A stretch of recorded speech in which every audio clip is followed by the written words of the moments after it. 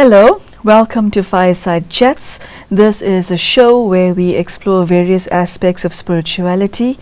We take a good look within ourselves and ask ourselves questions as to what is the core of spirituality, how does it impact on our lives on a day-to-day basis, what is the effect of spirituality on your consciousness, whether you as an individual have a relationship with God that is real, meaningful and sustainable. Do you enjoy your life? Is there anything in your life that is missing? Are you unhappy on the inside and happy, or perhaps happy on the outside? These are the various questions we look at in this show. Today's topic is entitled Assertiveness. And to answer the various questions that you may have on the subject, I have in the studio with me Sister Denise, who has been practicing Rajyoga Meditation for over 4 decades. Sister Denise, very warm welcome. Thank you. Always a pleasure to have you in our studio. Likewise. Please tell me, assertiveness. I have loved this virtue because it seems to be a very effective way of negotiating through life. However, there are very few of us who are skilled in the art of being assertive. Tell us what assertiveness is. One of the words that is used in the Brahmakumaris is self-respect. But when it's used, especially in India, it's used to mean assertiveness. Really? Yes. Okay. So, you know, the English language is used differently in different parts of the world. So when you move from one part of the English-speaking world to another part, you have to also really get used to how the language is being used in the place that you have come to. And that involves sometimes sitting with it for a while and really seeing, now what do these people here mean by this term that I'm used to with a slightly different meaning. And that's just something you have to do as you move around the world. Assertiveness means that I know who I am, and it doesn't really make much difference whatever you say to me to discourage me from that. So it's all to do with dealing with the phenomenon of discouragement that is part and parcel of a lot of societies to kind of keep people in their place and make sure they don't come out of it. And what I think part of the message of God is to say, understand who you are, know who you are, and you have every right, you have full authority to assert that.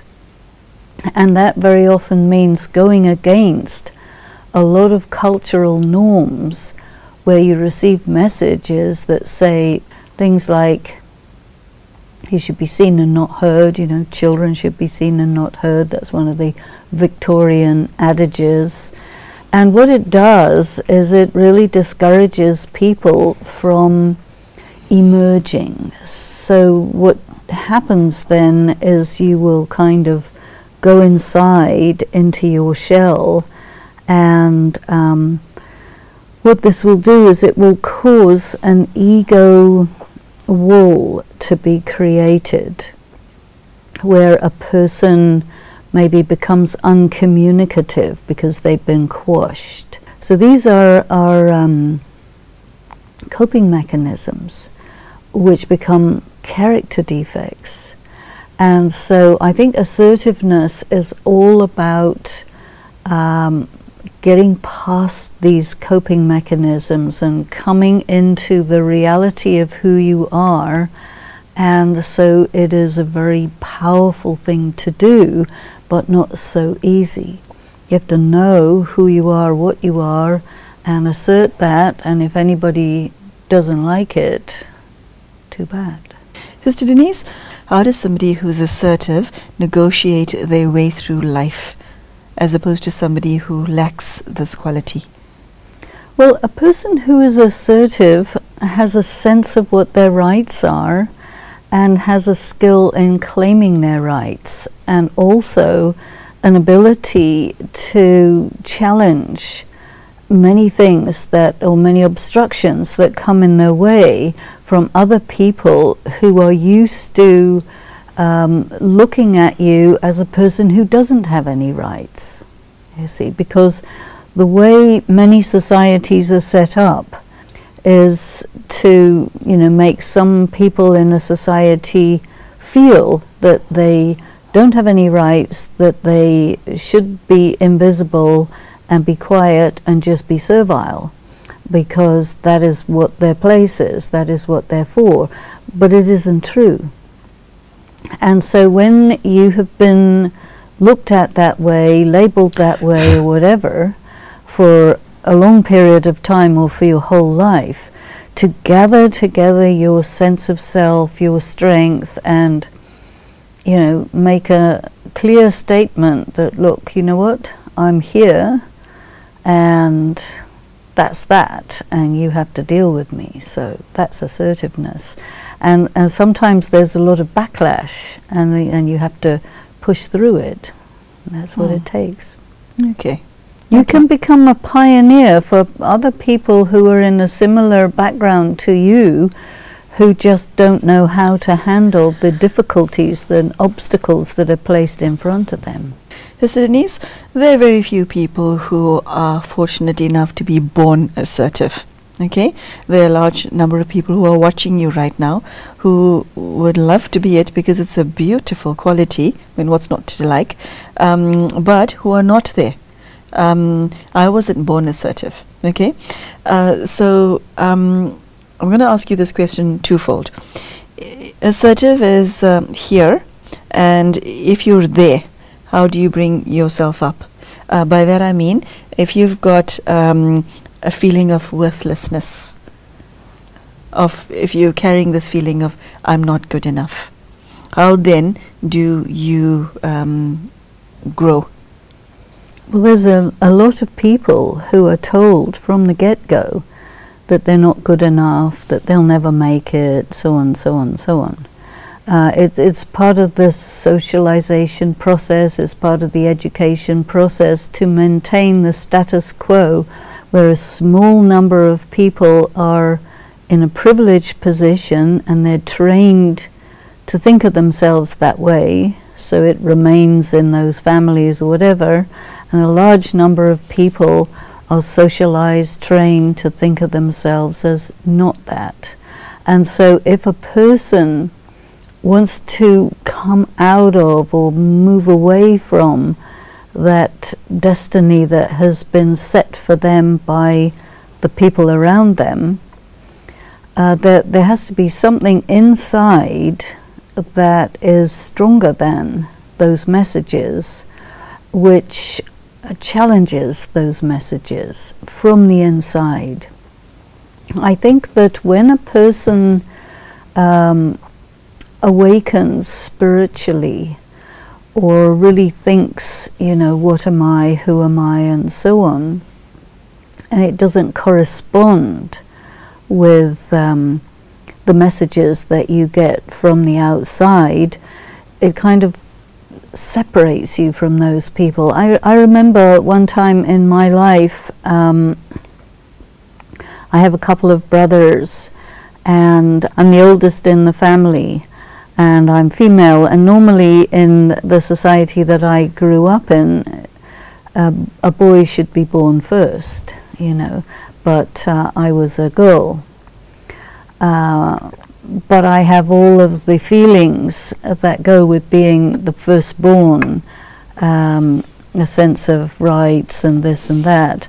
And then I remember one day, it was to do with the schooling of myself and my brothers. And my brothers were placed in very special schools, and I was placed in an ordinary school.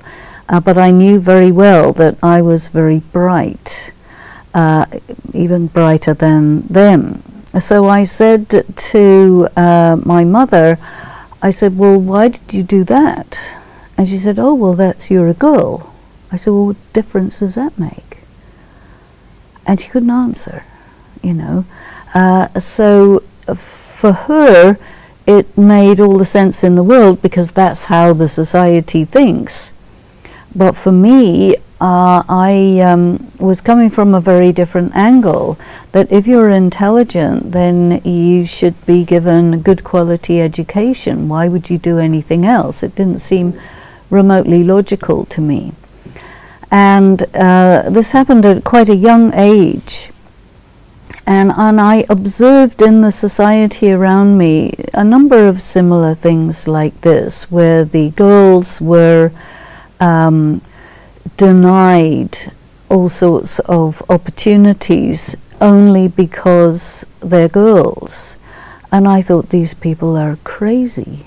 There's something seriously wrong with their brains, you know.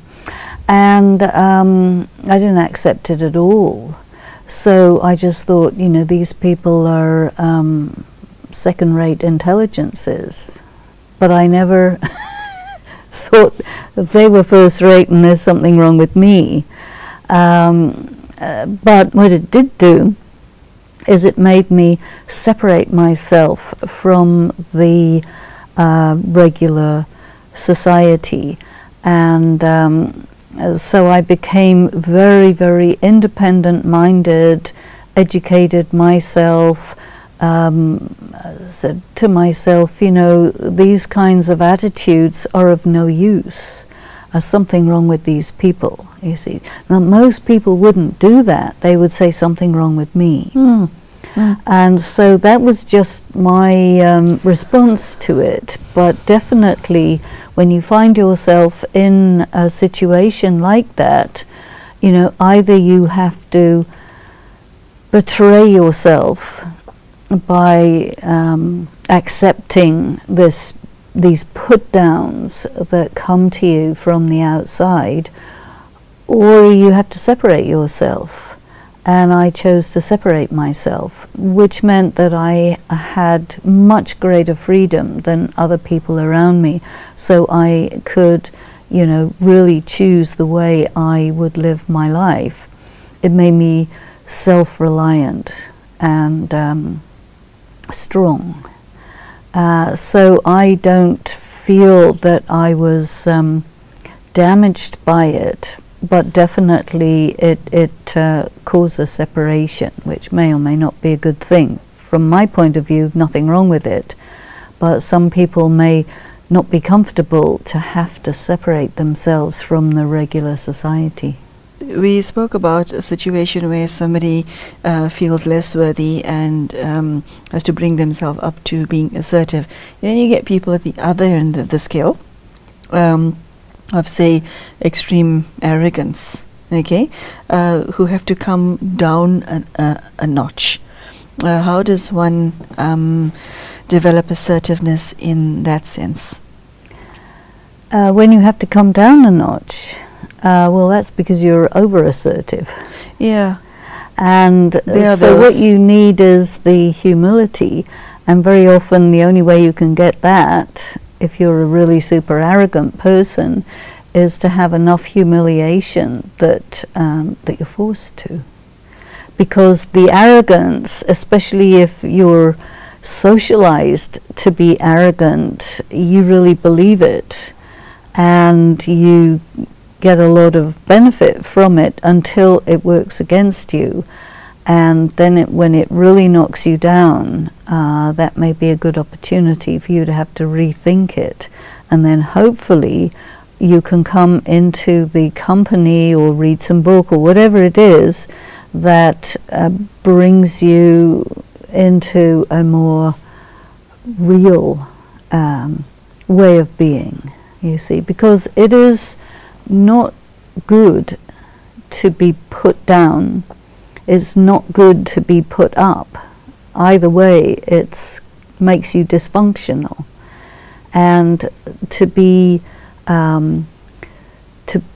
true to yourself, to be the way you are, and to have that mirrored to you by the society around you, is to be functional. But the world we're living in, the society we're in, is much more dysfunctional. And people who grow up in a functional environment are few and far between. There's still a few left, but, you know, it's rare.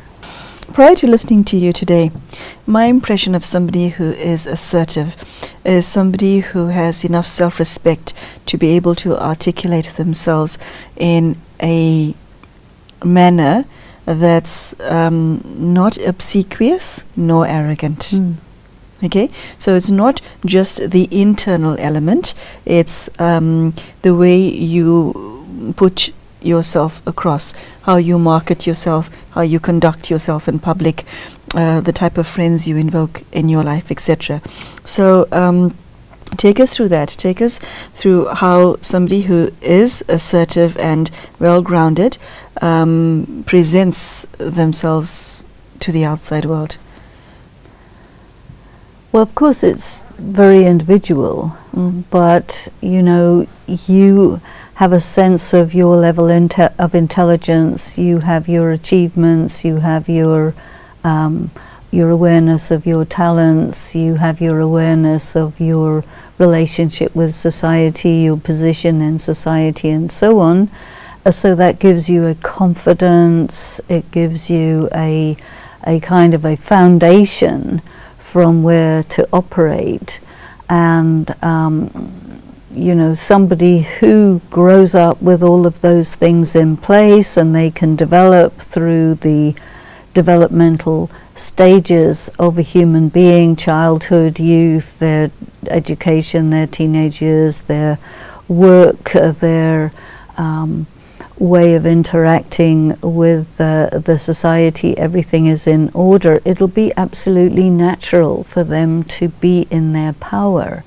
But otherwise, a person has to do a lot of inner work to get into their power. So I think there is a connection between being assertive and being in your power. Yeah, that's a lovely way of joining those dots. Sister Denise, you know what comes to mind right now is we all have people in our lives who are imbalanced, in the sense that you get somebody who's academically very strong and emotionally a basket case, and then you get somebody who's emotionally very strong but academically not necessarily so. Okay, and then you get people who are neither and quite happy to be neither. Okay, spirituality to me is all about internal balance. Okay, how do you will first come to terms with the fact that you are lacking in certain necessary departments in your inner world, and how do you bring about this balance? And so when you're presenting yourself to the outside world in an assertive fashion, you come across as somebody who is in their inner power. Yes. When you are looking at yourself internally, when you're examining yourself, one of the things you need to do is look at your strengths and weaknesses. Another thing you need to do is see where you are wounded, and see where there is any kind of trauma, or, you know, you have to really assess your situation on the inside, because that then is your work to bring yourself from whatever it is that you are to whatever it is that you want to be. So you want to be what you prefer to be. So if you say, well, I need to develop my academic side a bit, I need to know what got in the way of that, because you know what happens in the way of a development of a child. When that child is living in a dysfunctional home, though they may be very intelligent, they cannot pay attention to their schoolwork, and so they will be told, you're stupid, and the child cannot go back to the teacher and say, sorry, madam, sir, it's not that I'm stupid, but my parents are all the time fighting each other, and they're drinking alcohol and throwing things around, and the atmosphere is so tense that it is not possible for me to study. So don't tell me I'm stupid. A child cannot do that. They cannot articulate that. They cannot even realize what's going on. So this is a big problem that happens, that the educator will completely misread that child and give a very clear report on that child's academics, that this one is a hopeless case, which is completely untrue. They're just in a very hostile environment. And sometimes it happens in certain parts of the world where there is war or a natural catastrophe or something. The students are heavily penalized because they are unable to operate educationally in the midst of that kind of trauma, which is a severe injustice, severe, but nobody really bothers to deal with it, but it is a reality. Another thing that happens is people learn differently. Now you have a society which says, if you learn this way, and we will give you support for that by giving you good results, and we will say that that is intelligent. But if you learn a different way, you may be many times more intelligent, but because you do not comply to that particular system of absorbing information, you will be heavily penalized. So not only will you be misrepresented, misunderstood, misjudged, you will also be penalized. You will also be told you're no good. And because you're different from everybody else, you have no way, no recourse for saying to your teachers, excuse me, I learn differently, you know, I'm a genius from this angle. I mean, this happened to Einstein, you know, but people have this kind of fixed idea that you have to be a certain way in order to be okay, which is tremendously narrow. So if a person is that way, they may be pretty boring, in my opinion, and rather unable to contribute very much to the world.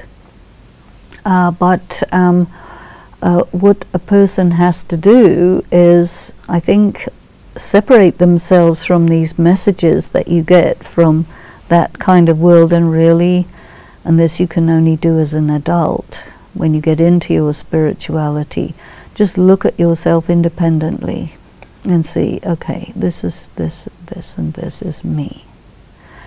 And look at where your wounds are, look at where your weaknesses are, look at where you never developed, and then it is possible for you, you need help with it, but it's possible for you to build yourself into someone who is really balanced. But it's a fair bit of work, because there's been a lot of damage done which mitigates against building it. But I also think, on the other hand, there are people, there is literature and so on out there that a person can avail themselves of to do the work, to bring themselves to their potential. And I think that if they are choosing good people to work with, and in their friend circle, and they even you know, avail themselves of the support and company of the Supreme Being, they can do something extraordinary. And if people see someone going from down here to up here, they'll say, well, me too. If this one can do it, then I can also do it. So there's an enormous benefit in actually being a pioneer or being an example, because then other people can say, well, yeah, I can do that. Okay, so Sister Denise, very interesting subject of assertiveness. The feeling that I got as you were speaking is, being assertive is a way to be kind to oneself. Yes. Yeah, that's the impression that I got as you were speaking, so thank you for that message. Okay, there you go, brothers and sisters, the subject of assertiveness. Like I realized many moons ago, Very few of us are born assertive, born diplomatic, born kind to ourselves. We all carry damage from our past. We are all wounded in some way. Some of us are arrogant, some of us are insecure, some of us are lacking in one department and strong in other areas of our life. But Sister Denise has shared a very beautiful way in which we can restore balance into our inner world. And then once you've done that, learn to articulate yourself in such a way that you present yourself as a balanced individual to the outside world. It requires a lot of internal work, internal repair, but as Sister Denise has shared on previous episodes, you are worth it. Sister Denise, thank you so much, and thank you so much for joining us. Goodbye.